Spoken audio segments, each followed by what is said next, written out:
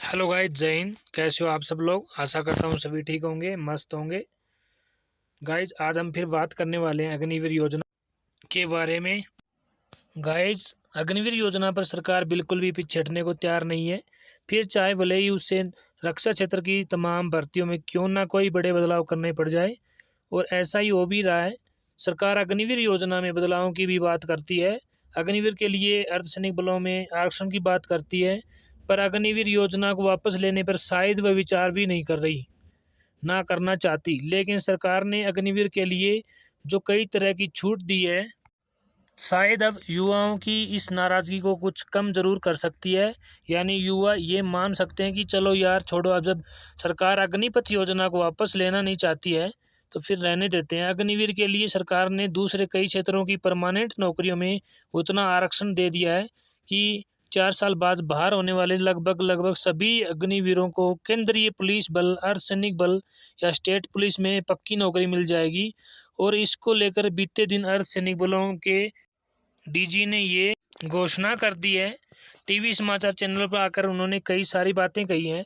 उन्होंने कहा है कि अग्निवीरों के लिए हमने तैयारियां कर ली है। जो अग्निवीर 4 साल बाद सेना से बाहर होंगे, उनमें से 10% को इन तमाम अर्धसैनिक बलों के आरक्षण दिया जाएगा, यानी नौकरी दी जाएगी। अच्छा, पहले मैं एक बार आपको कुछ कैलकुलेशन करके समझा देता हूँ। देख लेते हैं कि अर्धसैनिक बलों में आरक्षण देने के बाद कितने अग्निवीरों को नौकरी मिल जाएगी और कितने अग्निवीर फिर भी रह जाएंगे जिनको नौकरी नहीं मिल पाएगी।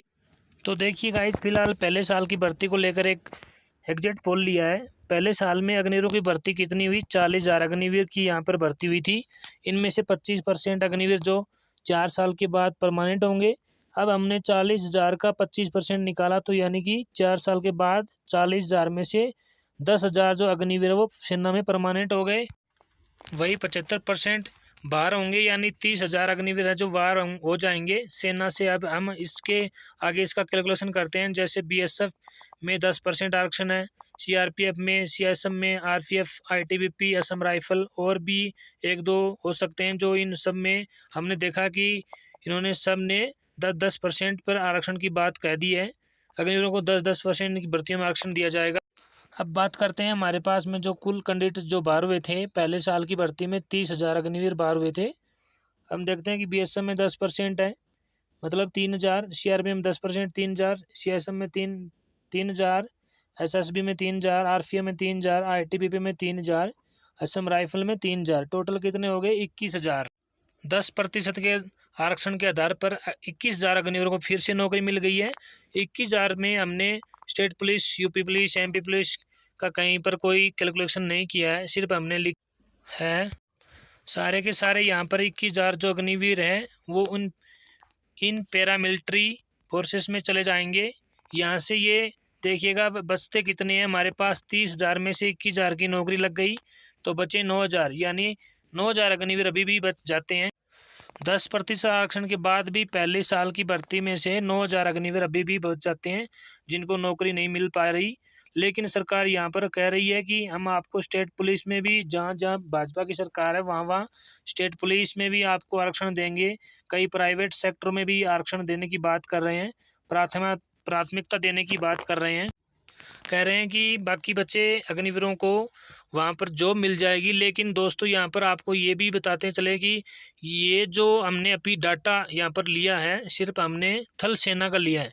वायुसेना या नौसेना के जो अग्निवीरों की भर्ती हुई है उनमें जो 4 साल बाद रिटायर होंगे उनका कैलकुलेशन हमने यहाँ पर ऐड नहीं किया है। अगर उनको भी जोड़ेंगे तो फिर ये संख्या जो 9,000 बच रहे हैं, ये संख्या और ज़्यादा हो जाएगी जिनको नौकरी नहीं मिल पाएगी। इन सब में आरक्षण के बाद भी अगर सरकार अग्निवीरों के लिए इतना सब भी कर देती है, तब भी इस योजना में बदलावों की जरूरत तो रहेगी।